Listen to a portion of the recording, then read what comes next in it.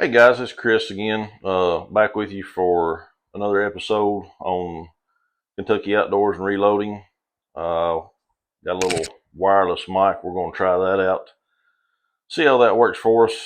Maybe that might help with the audio a little bit. Like I said, it's pretty hot here in central Kentucky, so I don't have the AC on today. I do have my little fan running, so if you again hear that little humming in the background, that's that little fan. Today we're going to talk about annealing your brass, and we'll get to that here in just a quick second. And I do have some notes wrote down here.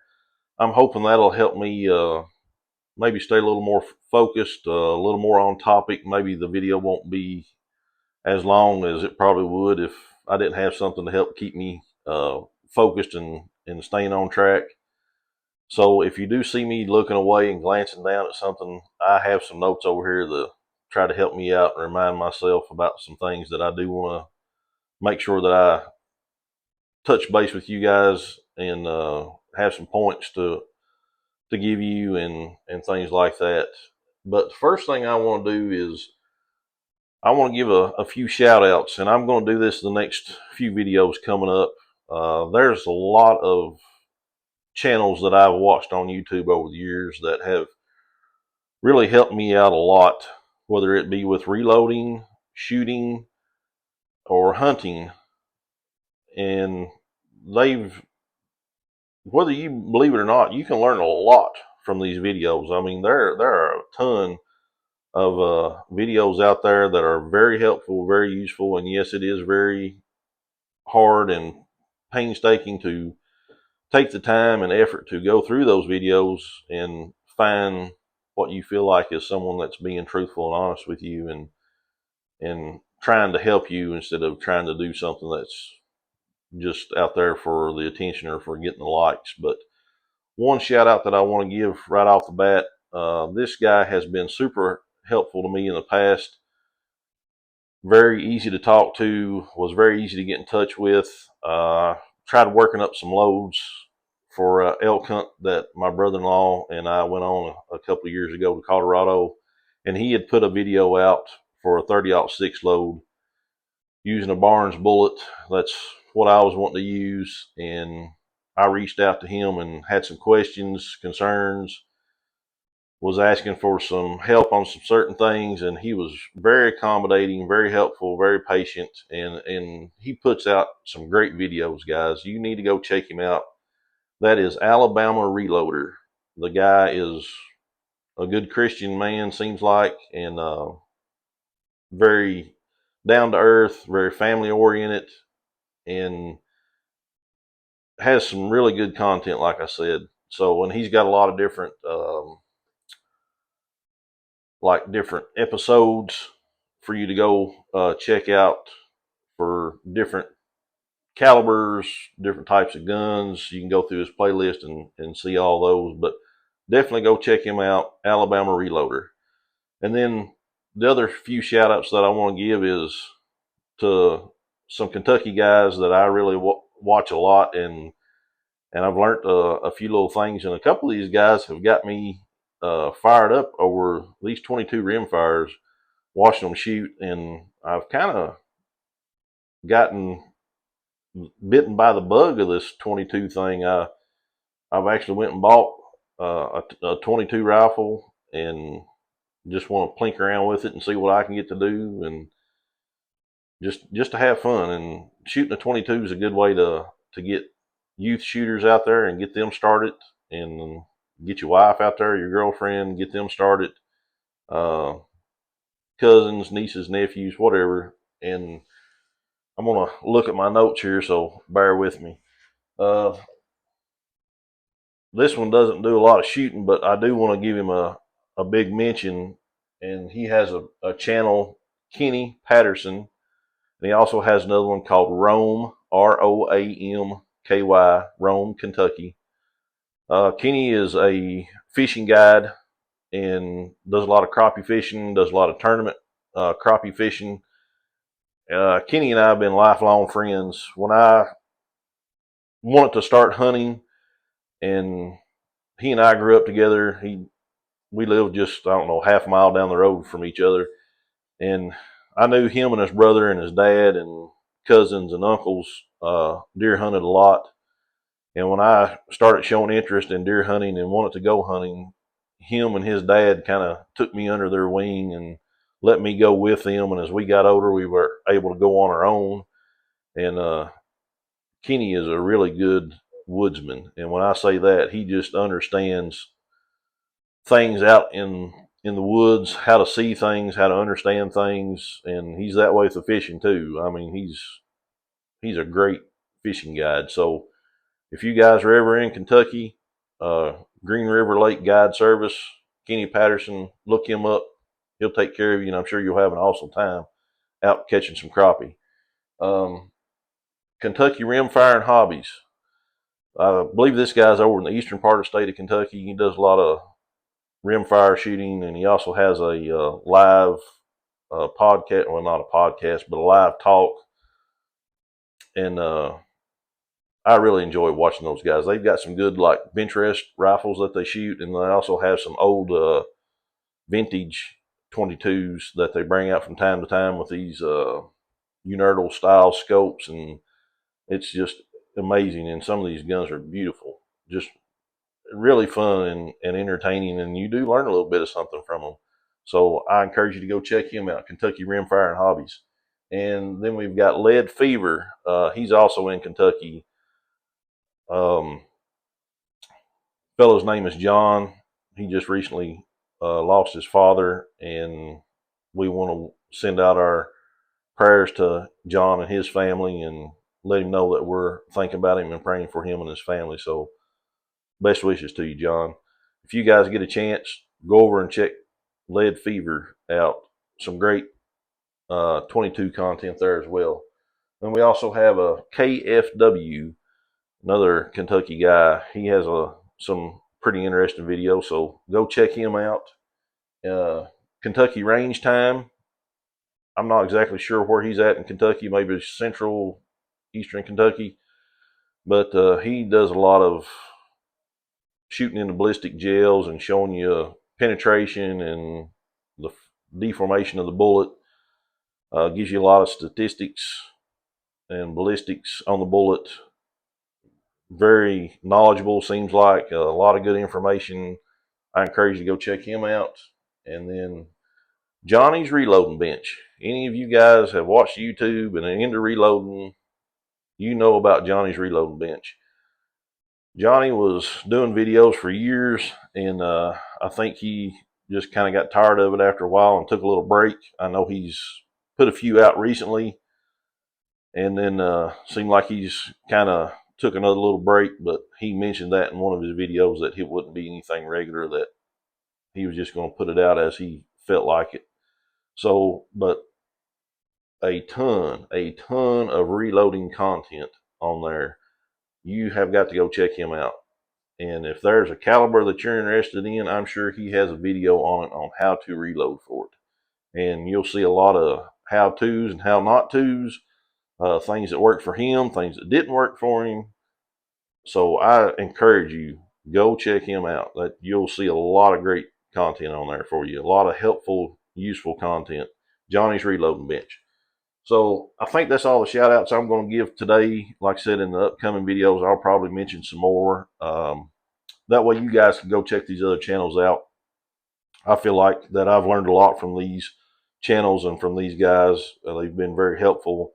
And then, of course, with the information that you can find on the internet today, anything anybody tells you, you can get on the internet and double check it. And, so they've been a great help to me. And if not, I wouldn't mention them. So I'm sure there's probably others out there that I'm not aware of. And I apologize. It's hard to take the time out of your schedule to sit down and just watch videos constantly. But sometimes I think I might be guilty of that. I just enjoy watching these guys. So I think we're going to. Oh, one other thing here. I did stop by the reloading store yesterday, our local reloading store that I have, and picked up a few more things for the 222. Got some more brass, another 50 count of Hornady brass. And then I picked up a box of Sierra 52 grain hollow point boat tails in the Match King. Thought that'd be good to try out in the old 222, see how that does. And if it don't work out, we might try it in the 223, or we might try it in the 22 250, see how it performs for us.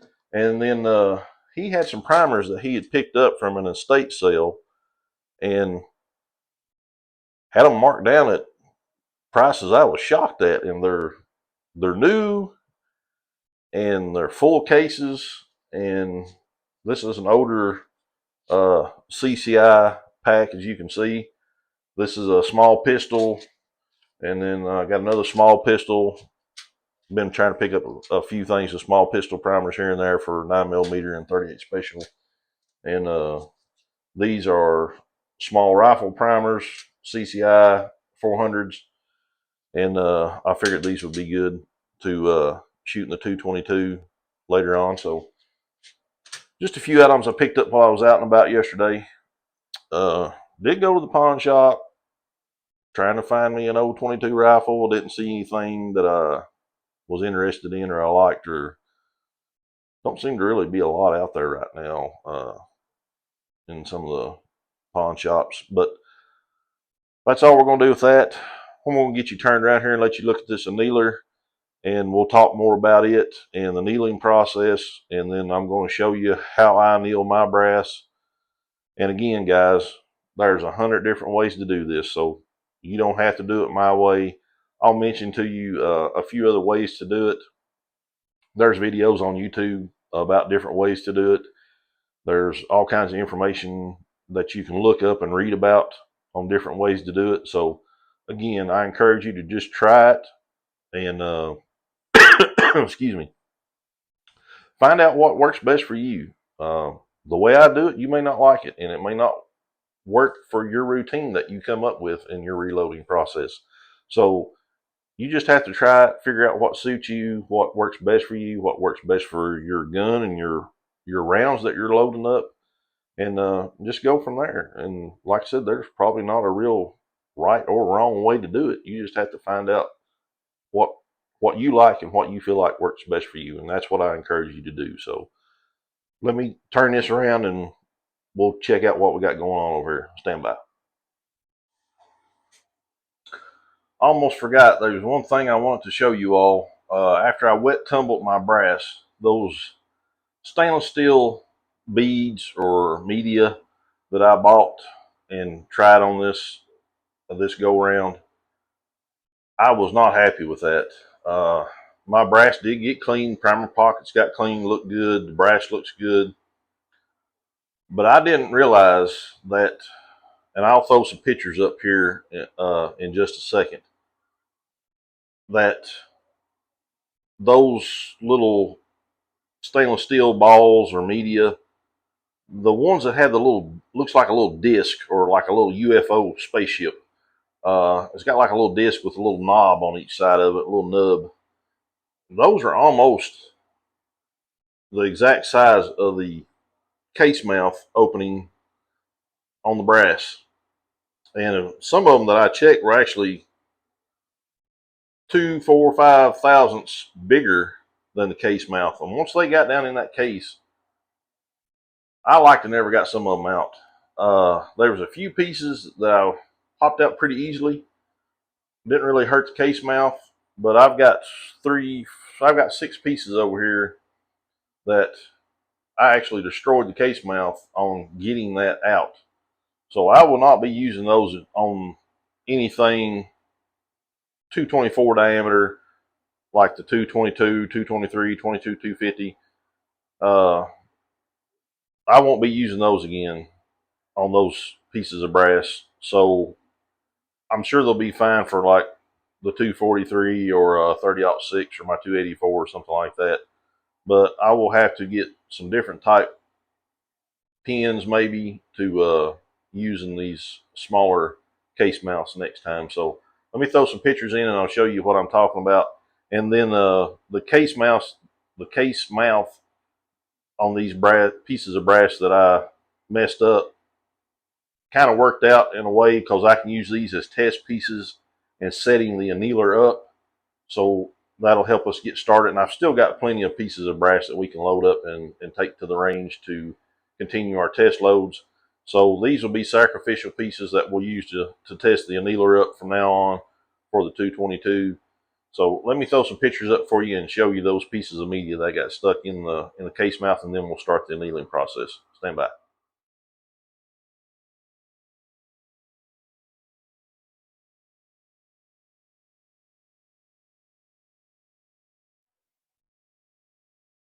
All right, guys, we're back, and I've got you turned around here. We're looking at the annealer and all the stuff that we're going to use to anneal. First thing I want to make mention is this annealer that I have is homemade.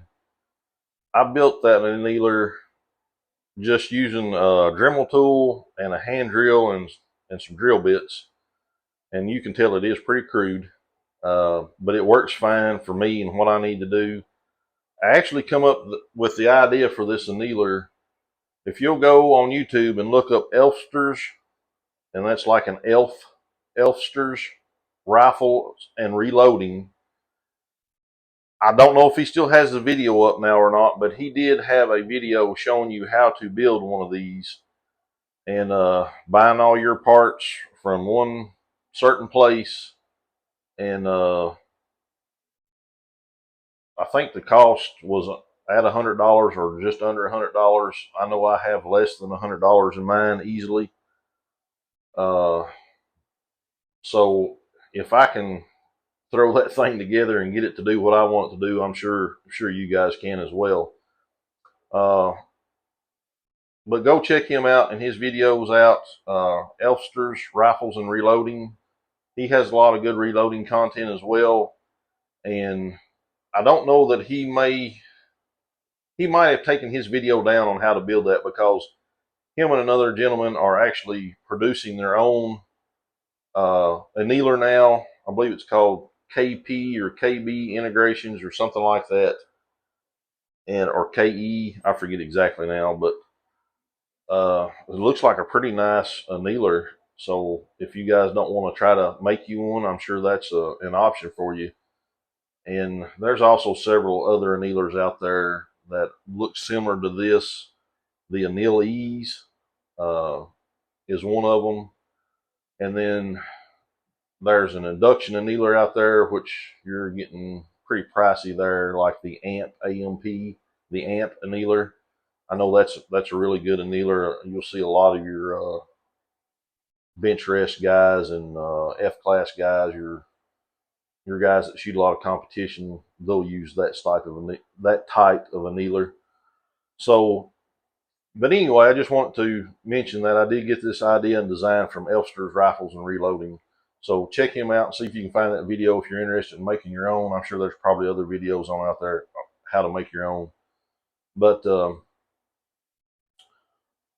basically what we're doing and why we're doing this is when you shoot your rifle and your brass gets work hardened, is what we want to call it. And also running it through your reloading die, your sizing die, is going to harden it. So the more you shoot that brass, the more you resize it, the harder that brass is going to get. And eventually you're probably going to have a case neck split on you, and then your brass is no longer good. You can't reload it anymore. You can't shoot it again. So an annealing will help take care of that. It will extend the life of your brass. It's also going to help you have a little bit more consistent neck tension. So neck tension is a good thing. Your brass life being extended, you can keep using it over and over and over again. That's a good thing. That's just going to save you money. Case neck tension is going to help you increase accuracy.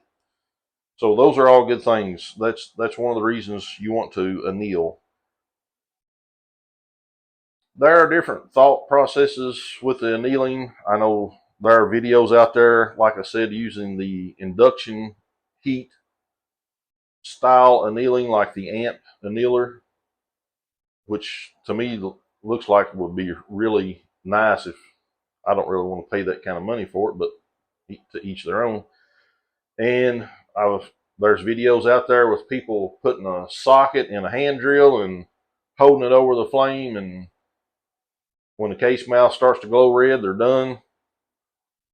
I'm sure that works fine as well. I like this little setup. I like the design of it and the simplicity of it, which the socket and the hand drill is probably more simple, I'm sure. But to me, I just felt like this would be a little bit more consistent on where it would be at in the flame and how long it would be in the flame. So again, that goes back to being consistent with everything that you do. You want to try to be as consistent as possible in every step of your process. The more consistent that you are, the more accurate your ammo should be for your rifle. So that's going to be the tip again today, is consistency. You cannot reload or hand load and not want to be consistent in what you do, because it's just going to help you in everything. The accuracy of your loads, the accuracy of your rifle, how well your ammunition is put together. And if you take your notes consistently and accurately, when you go back to reload again, you've got your notes to go off of, and you can reproduce that ammunition at a consistent level again. So consistency, consistency.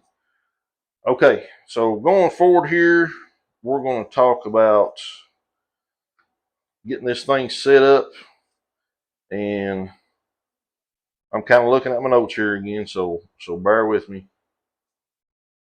And I'm going to try to reach around this camera and grab one of these pieces of brass and point something out to you guys, so just hang on here a second. I've also got to grab my readers so I can see what I'm doing. Let me try to get here in front of you guys. So when we put this in the annealer, and let's say this ink pen is our flame that we're going to set up here, we want to get this, your case neck, that's what this is. This is your shoulder. This is your case body. This is your case head. We want to try to get this set up so our flame is at the case neck and shoulder junction, right along in here, right through there. Well, if I can hold this thing still, right along in there. And that's where we want to concentrate our flame. And the flame that I'm talking about is going to be your inner bluer flame that you're going to see. And we want to try to get it about 1/4 to 3/8 of an inch away from that piece of brass. Some people will even say maybe like a 1/2 inch away from it.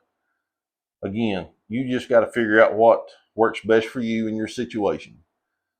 Now, there's different ways that you can measure how much heat that you're putting on your brass. Some people say leave it in the flame till you see the case neck glow red, then it needs to come out of the fire or out of the flame. And then some people will say that's too much. You want it to come out of the flame just as it starts to turn red, or just a second before it starts to turn red. And as it comes out of the flame, some people let it fall into like a cookie sheet or a little bread pan and just let it naturally air cool. Some people like to drop it in a little bit of water and quench it so it instantly cools off. And the thinking behind that is your case head does not heat up. You do not want to get this hot down here, because you will have a case head separation eventually. So that is bad. And one way that a lot of guys keep an eye on their temperature is you can buy heat paint or Tempolac, and you can buy different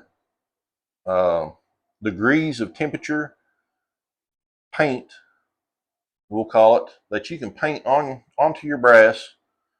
Down here you'd put a little bit of paint, and up here you would put a little bit of paint, or inside the case mouth you'd put a little bit of paint.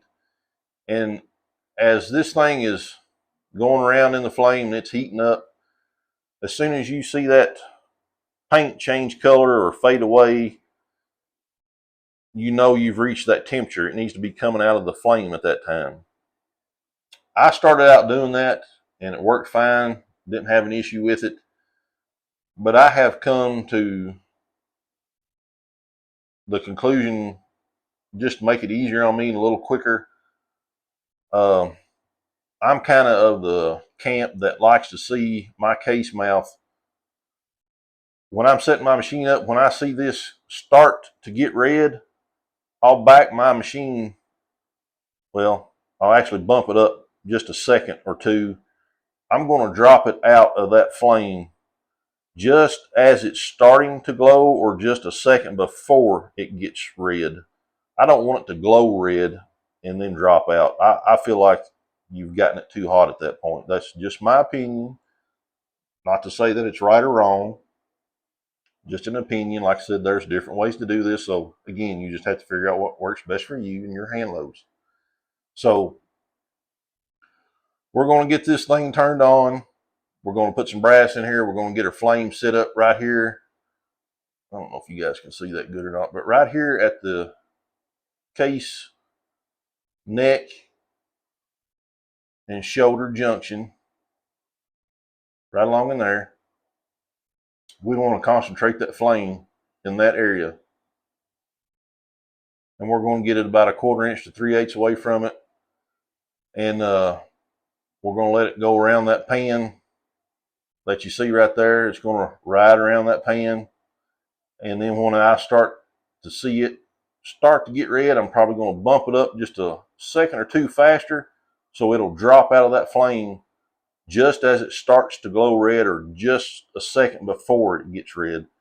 And then I have just a little bit of water in my little baking pan down here and that I'm going to drop it in to quench it because I want that brass to cool off. I don't want any heat creeping down. Let me get you in front of the camera again. Don't want any heat creeping down the brass and heating up this case head. I don't want that to happen. So that's why I like to quench in the water. Then when we get done, we'll let our brass dry. Obviously, you want your brass to dry really good, and it's good and dry before we start the reloading process. So let me get you repositioned here. We'll get this thing set up, and we'll see if we can't anneal some brass. Hold on. Okay, guys, we got you turned back around here, and a while ago I had turned my air conditioning unit back on, so if that was a little loud and the audio wasn't as good on that, I apologize. I didn't realize I had left that on, but I did turn it off. We still got the little fan humming in the background here. So what I've got here is just a bottle of propane, and you want to use propane. Don't use MAP gas. That gets way, way too hot. Use propane. I have it in a U-boat here with just a flat bar across it and a couple of nuts underneath it. Or you can get that at any local hardware store, just like you can the propane, or probably at any automotive store. These are just aluminum bread pans. You can probably get those dollar store, Walmart, order them online, whatever. I have that here with a little bit of water in it. There's not much water in there. And like I said, I built all this myself. Not really anything to brag about. It's pretty crude, but like I said, it was simple, it was cheap, and something I could do at home. Didn't really take a lot of time to fix it, and it works just fine for what I need it to do. So I'm fine with it. So what we're going to do, I've just kind of got this roughly set up where I think I want it, and I'll try to get you a little better picture here in just a second, especially after we get it going. And then we're going to have our brass sitting in here like so.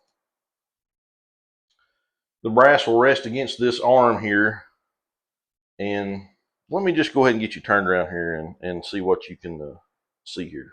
Hold on a second. Okay, I got you turned back around here. So I've roughly got this torch positioned where I think we'll need it, and we can fine tune it as we see fit once we get it going.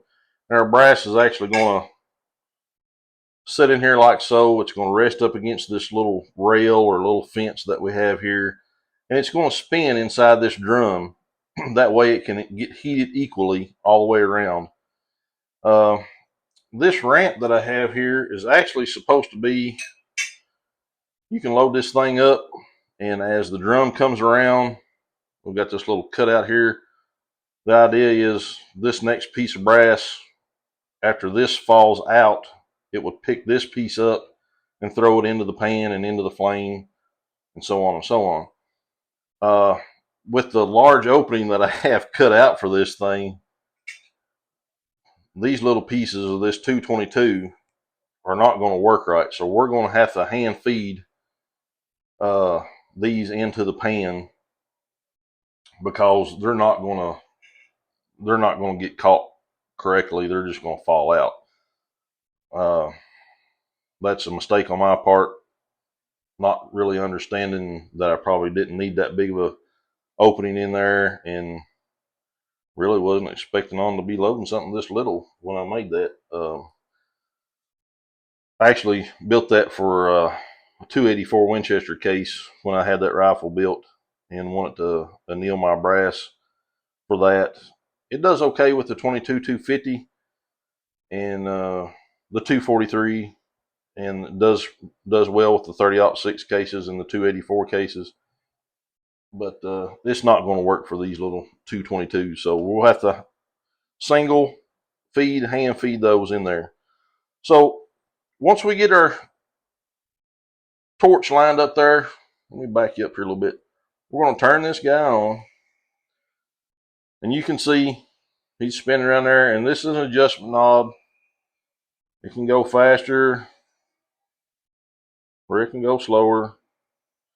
You just got to find that speed, like we were talking about, like when that thing gets to the point that it starts to turn red, or it is turning red, that you need to get it out of the flame and into your pan of water there. So like if we had it on there, that thing comes by, I'd probably throw that guy in there.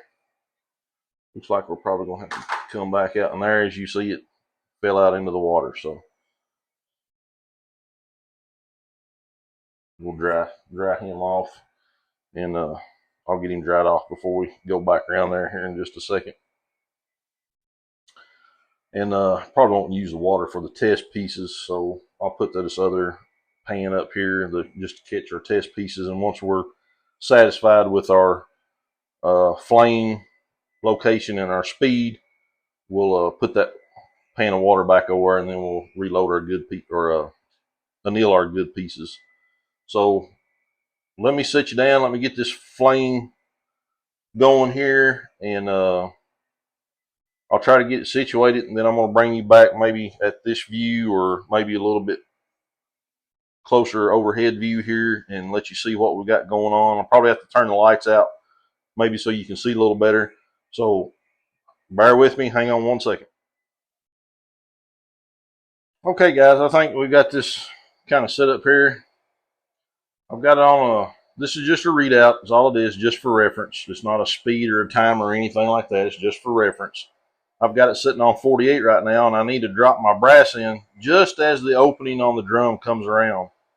And you'll see that inner darker blue flame right there. That's what we want to concentrate on getting at our neck, shoulder junction area. And we're going to throw one in here and see what it looks like. I may have to switch hands here and try to get you down here. And you can see that thing's spinning around there. And you see, just as it started to get red, it drops out. That's where I want it at. I don't want it to get real red. So we'll try another one here and see how that does. I think that looks pretty good, don't you guys? Like I said, some people may think that's a little too long. Some people may think it's not long enough. And that's fine. That one there seemed like it got a little red. So I bump this up for it to be just a little bit faster coming out of there. And I think we're going to get our pan of water in here, ready to go. And let's see. Yep. All right. Now I got to wait for this opening to come back around. Like I said, I can't hand feed them because they just fall out of that big slot that I've got in there. So just start it to turn red right there. That's perfect. That's what I'm looking for. And right into the quench.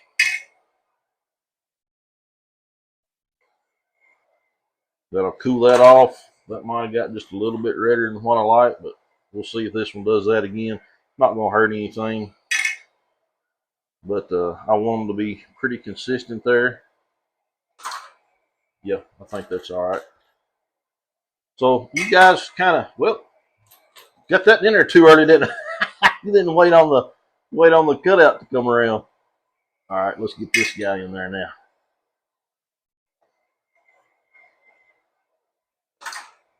Maybe bump him up just one more. Yeah, so we got to wait for it to come back around again. So once we're done here, we're going to get our cases dried really good. Yeah, perfect. And the next step's going to be full length resizing, trimming the length, chamfer and deburring, and start to get a little bit more interesting. I know some of this stuff's been boring, but it's just part of it, guys. And you can hear it when it drops in there, and that water, it gives a little squinch sound as it hits. Yeah, I think that's going to be good. And I don't know if you can see some of them laying down that pan or not, but you can see the little heat line, the little anneal line on it there. Try to get some of those moved out of the way. So that's all it is, guys. And well, I missed my window there, didn't I? So I don't know if I went into enough detail or too much detail. So again, if you got questions, ask. I'm sure there'll be somebody in the comments that'll help you guys out and answer your questions for you. And I'm not going to bore you with any more of this.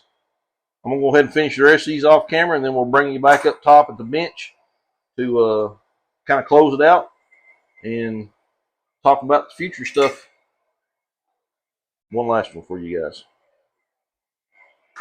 All right, hang tight. All right, guys, so that's going to probably bring that to a close. I hope that was helpful to you. If not, like I said, drop me a comment down below, ask me a question. If I don't get to it, I'm sure there's somebody in there that can answer your questions. Go and research some stuff online. Look some of these guys up on YouTube that I've mentioned. There's a lot of good information out there.